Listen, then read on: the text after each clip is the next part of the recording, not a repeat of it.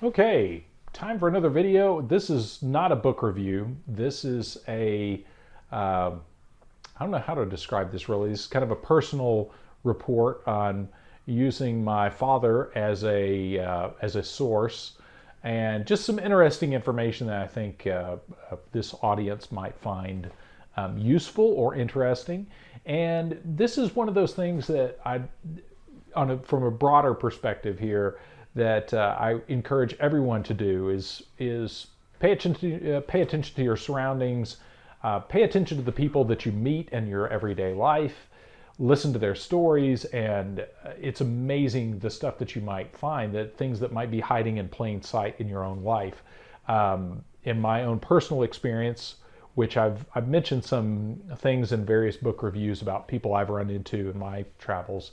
And my father has had a few experiences with weird things throughout his business dealings and personal life, and I wanted to address some of that in this video.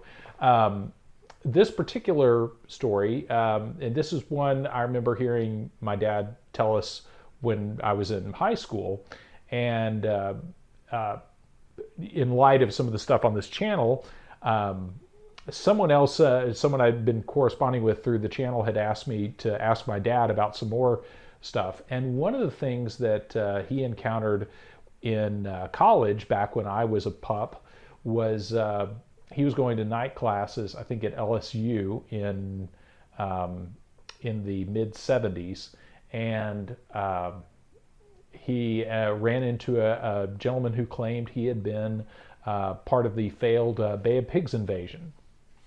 And anyway, and I'll let him tell it from there, but this is, again, one of those interesting things, make of it what you will. Obviously, this is my dad, so I don't think he's making this up or anything like that, but the gentleman that he talked to, I have no way to corroborate any of this, nor does he at this point, as you'll see from the story. But this is one of those interesting things, which again is why it's a good idea to just stay alert to the people around you and be willing to have an open dialogue with people that you might otherwise disagree with, because you never know who might be sitting beside you in a classroom that you might be able to learn some things from, or in business circles. So again, I'll talk about that some more in some future videos, because there's a lot of anecdotal evidence I have to support, or a lot of the other topics that I've talked about on this channel.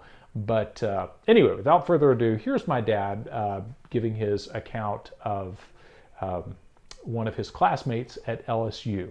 So, and the connection to the Bay of Pigs invasion. Bay of Yeah. So what was it? That was at the University of Houston, and I wish I'd have written the guy's name down somewhere because I've forgotten it. But he and I were talking at that time where we were both going to University of Houston on the GI Bill, and he was talking about how that he was in on the Bay of Pigs deal, training people in some islands down there in the Caribbean for counterinsurgency and gonna, throw out Castro, overthrow him on the Bay of Pigs deal. And the deal was that if he had all the clearances and everything, and the deal was, if it was successful, they were going to transfer him to the CIA, and he could be a part of the clandestine forces. And he thought that was really neat, because he said he had visited Langley and had met some of these guys, and said they were a bunch of hawks sitting around and just looking for trouble. And he said that if you ask one of these guys a question, there'd always be kind of a lag and a little bit of a stutter when they answered, because it's trying to think whether or not what they were going to tell you was confidential. And so anyway, he said that when the Bay of Pigs failed, he was shipped back to the United States, and his entire service record was purged from all the training he had given those guys that were going to go on the mission. And it looked like he'd been a clerk typist or something like that for his whole time he was in the military.